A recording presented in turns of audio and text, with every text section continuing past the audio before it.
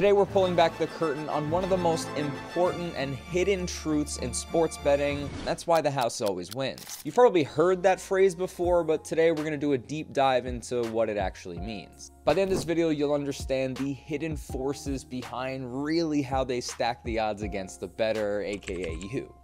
And before we actually get started, leave a comment down below on your craziest sports betting story. So first, let's start today with probably the most fundamental part of sports betting, and that's the vig. The vig is essentially a fee that sportsbooks charge on every bet, ensuring they make a profit no matter the outcome. For example, in a standard bet, odds are typically set at -110, meaning a bettor must risk $110 to win 100. The extra $10 goes to the sportsbook as the vig. So the fee means no matter how many times you win, the sportsbooks are always winning, and eventually that cuts into your potential profits. Take Floyd Mayweather, for instance. In 2013, he bet $1.4 million on the Miami Heat to win Game 7 of the NBA Finals. He won, but because he bet on odds of -220, his payout wasn't a 1-to-1 return. While Mayweather walked away with a hefty profit, the sportsbooks still collected a significant vig on his bet. And next up, we have implied probability. Betting odds represent the implied probability of an outcome actually occurring, and sportsbooks shift the odds to limit their risk and benefit themselves, of course. The true implied probability is always slightly less than the total overall possible outcomes, thanks to the vig. For example, if a team is listed at +150 with their implied probability being 40%, and the other at -170 and their implied probability at 63%, the combined implied probability is 103%, and that's above 100, and that's how sportsbooks continue to tilt their odds in their favor. During the Mayweather and McGregor fight in 2017, sportsbooks took in a record amount of bets. Most of the public was betting on McGregor, but sportsbooks kept adjusting the odds to limit their liability. Even though Mayweather was the favorite and won, the sportsbooks still walked away with millions in profit from their careful line adjustments throughout the duration of the betting. And the sportsbooks are not just reacting to team performance or the injury reports throughout the week, but also responding to where the betting action is. If too much money is coming in on one side of the bet, they'll shift the odds to encourage us to bet on the other side, which creates a balance and once again limits their risk and maximizes their profits.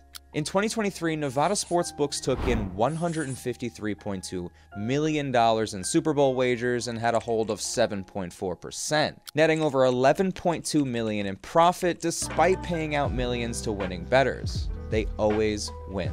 So now let's talk about expected value, or EV, which is one of the most critical concepts in understanding why the sportsbooks usually win consistently over the long run. Expected value is just the predicted value of a bet over time. So even when you win a bet, the EV of your wager might be negative, especially because of the vig. Negative EV means that over time, you're expected to lose more than you win. So sure, you may have a hot streak, but eventually the numbers do catch up.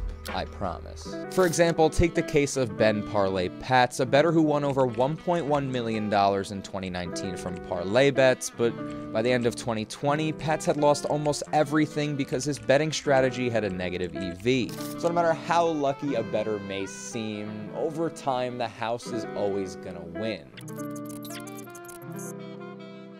So if you hit a massive parlay or something in one of your early bets or first few, just cash out, enjoy your life, you've won sports betting.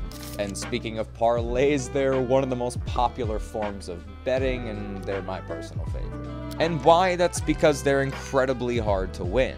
But also, they're the sportsbook's biggest moneymakers at the end of the day. Parlays combine multiple bets into one, offering massive potential payouts. However, the odds of hitting every leg of a parlay are extremely low, which means sportsbooks make significant profits from losing parlays. On average, sportsbooks hold nearly 30% of parlay wagers compared to just 5 to 7% for single game bets. So I know that 3-player, 2-touchdown parlay for $53,000 looks fantastic, and Boston Connor of the McAfee Show hit it, but the odds of you hitting it, at the end of the day, the math doesn't lie.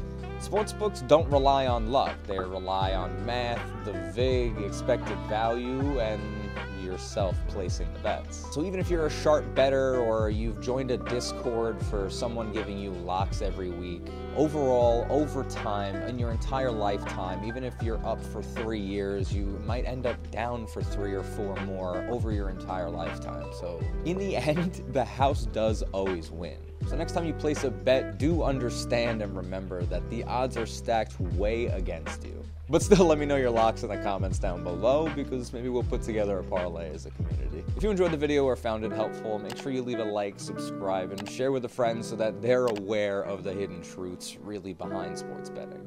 You can also check out 2 more just like it that YouTube thinks you'll like, and I'll see you over there.